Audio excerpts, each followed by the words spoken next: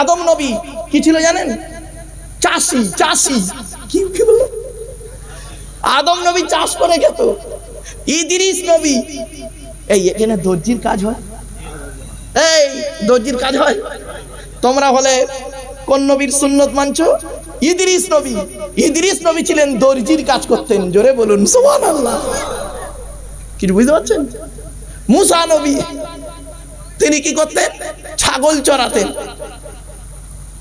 দাউদ নবী ওই লোহার মালপত্র তৈরি করে কি বলে ওরে? কামার ছিলেন। প্রত্যেকটা নবী পরিশ্রম করে খেতেন। এই জন্য রাসূলুল্লাহ বললেন আল কাসিবু হাবিবুল্লাহ। মুহাম্মদ সাল্লাল্লাহু আলাইহি ওয়াসাল্লাম ছাগলও চড়িয়েছেন, ব্যবসা করেছেন, কাপড়ের ব্যবসা, সাহাবীদের কাপড়ের ব্যবসা। কোন নবী ওই উম্মতে এনে দেবে, উম্মত দেবে সেই আশায় খেয়ে বসে থাকবে, এরকম কোন নবী করেনি। প্রত্যেকটা নবী মেহনত করেছেন, পরিশ্রম করেছেন। জোরে বলুন সুবহানাল্লাহ। কিছুদিন পরে লোকটা এলো, তার অভাবটাই চলে গেল। বুঝতে পারছেন ধর্মটা কি? এই হলো আমার রাসূলুল্লাহর আদর্শ। এই সব ওয়াজ আমাদের মধ্যে নেই গো বাপ। চলো এগিয়ে যাচ্ছি। এবার নবীর মা আমিনা বর্ণনা করছেন। আচ্ছা, আমি যে বলছিলাম তুই হাত মুড়ো বলেছিলাম না, বলুন না, ওই একটু ডিস্টার্ব করে দিল। যাক, একটা হাদিস জানা গেল। তো হাত দুটো মোড়া কেন শুনে নিন। আদম নবীকে আল্লাহ তৈরি করেছিলেন, আদমের হাত দুটো ছিল ঠিক মুঠো মারা, ঠিক এরকম মুঠো মারা। এই জন্য প্রত্যেক বাচ্চা মায়ের পেট থেকে যখন আসবে তাদের হাতগুলো মুঠো মারা হবে। আদম নবীর হাত দুটো ছিল মুঠো মারা। আল্লাহ আদমকে বলেন আদম হাত দুটো খোলো। তা আদম হাত দুটো খুলেছে। খুলতে ডান হাতের তলায় নারী আর পুরুষ, বাম হাতের তলায় নারী আর পুরুষ। এবার আদম আল্লাহকে জিজ্ঞাসা করছে, আল্লাহ এরা কারা? কারা এরা? আল্লাহ বলছে সব তোমার ছেলে মেয়ে। সুবহানাল্লাহ বলা গেল না?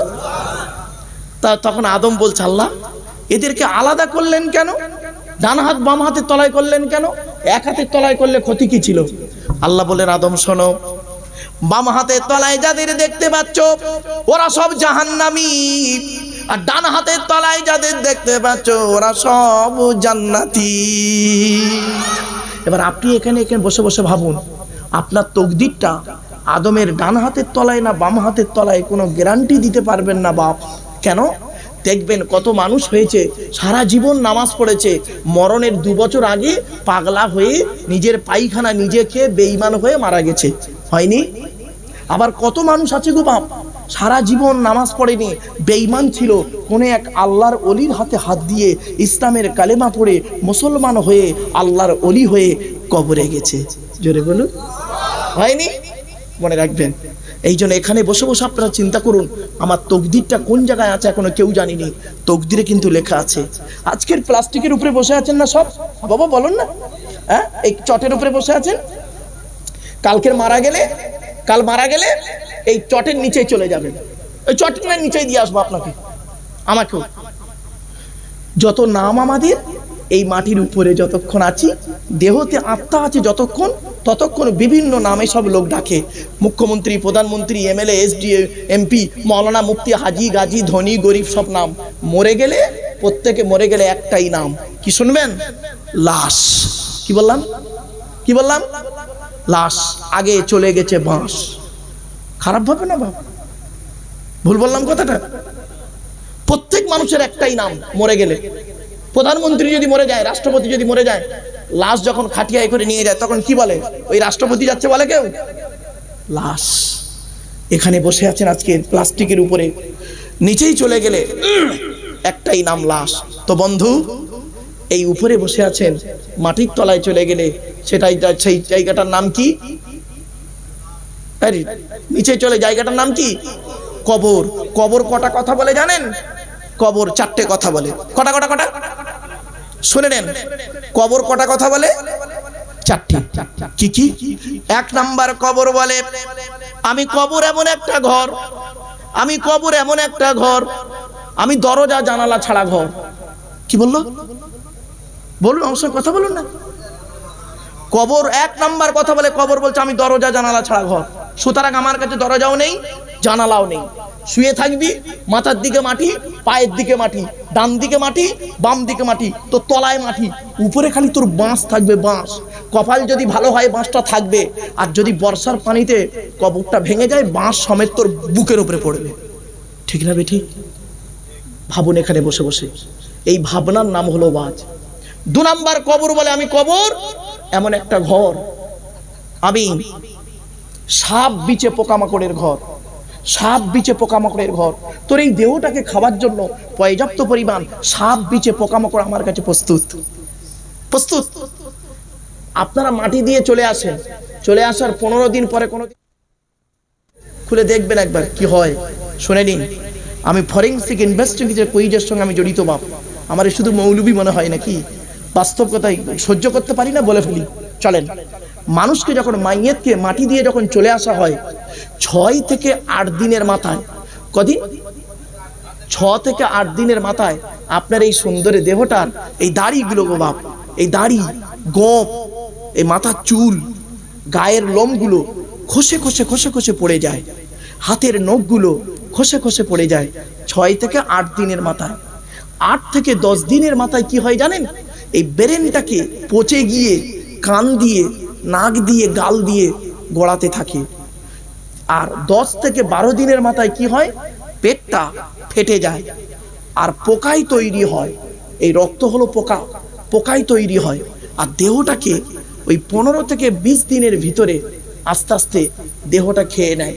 যদি গরম এলাকা হয় তাড়াতাড়ি পচে যায় দেহটা, আর শীতের এলাকা হলে, শীত শীত বরফের দেশ বা শীত হলে আস্তে আস্তে দেরিতে দেহটা পচে। কয়েক দিনের মধ্যে কাপড়টাও চলে যায়, আস্তে আস্তে সব খেয়ে নিয়ে ওই ফ্রেমটা রয়ে যায়, কঙ্কাল যাকে বলে। তার 6 মাস পরে মাটি ওই কঙ্কালটাকেও খেয়ে নেয়, শেষ। আমার বাপেরা শুনে রেখে দিন, আজ এখানে বসেছেন কেন? কেন আপনাদেরকে এতক্ষণ বসিয়ে বসিয়ে বসিয়ে রেখেছি শুনে নিন। আমাদের প্রত্যেকের দেহটা যাতে মাটির তলায়, মাটির তলায় টাটকা থাকে, সেই জন্য এখানে বসুন। মাটির তলায় দেহটাকে টাটকা রাখতে গেলে, মাটির তলায় দেহটাকে টাটকা রাখতে গেলে এই পৃথিবীতে 4টে কাগজ ঠিক রাখতে হবে। কয়টা কাগজ? 4টে কাগজ। মাটির তলায় দেহটাকে টাটকা রাখতে গেলে 4টে কাগজ ঠিক রাখবেন।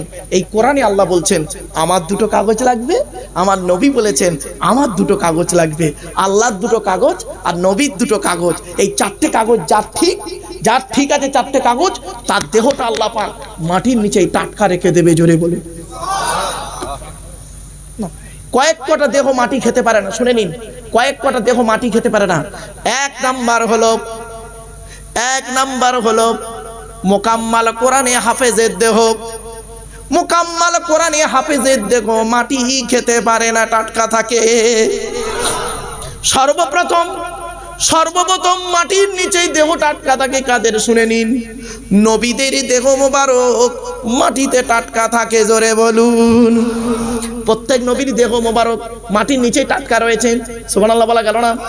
আচ্ছা, মুহাম্মদ সাল্লাল্লাহু আলাইহি ওয়াসাল্লামের দেহ মোবারক মাটিতে টাটকা আছে, তার প্রমাণ কি? প্রমাণটা দিয়ে দিচ্ছি, শুনে নিন। মুহাম্মদ সাল্লাল্লাহু আলাইহি ওয়াসাল্লামের দেহ টাটকা রয়েছে কিরকম শুনে নিন।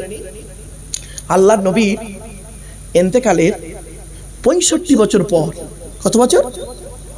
65 বছর পর আব্দুল মালিক বিন মারওয়ান বিন হাকাম, তিনি যখন বাদশা হলেন, উনি নবীর কবরটাকে ওই মাজার করছিলেন। আগে মাজার ছিল না, শুনে নিন, মাজার করছিলেন। আর মাজার করতে গিয়ে কোদাল দিয়ে মানে খোলা হচ্ছিল, বনেত ভিত বলেন না বনেত বলেন, যাই হোক বলেন, খুলতে ওখানে 3টে কবর আছে, আবু বকর, ওমর আর রাসূলুল্লাহর কবর। এই সবুজ গম্বুজের ভেতরে 3 জনের কবর মোবারক আছে, মনে রাখবেন, আবু বকর, ওমর আর রাসূলুল্লাহ। তো টাটকা পা মোবারক বেরিয়ে পড়ে। কার পা এখন? কেউ বলছে এটা আবু বকরের পা, কেউ বলছে ওমরের পা, কেউ বলছে স্বয়ং রাসূলুল্লাহর পা। মনে রাখবেন, রাসূলুল্লাহর ইন্তেকালের 65 বছর পরের ঘটনা এটা। শুধু তাই না,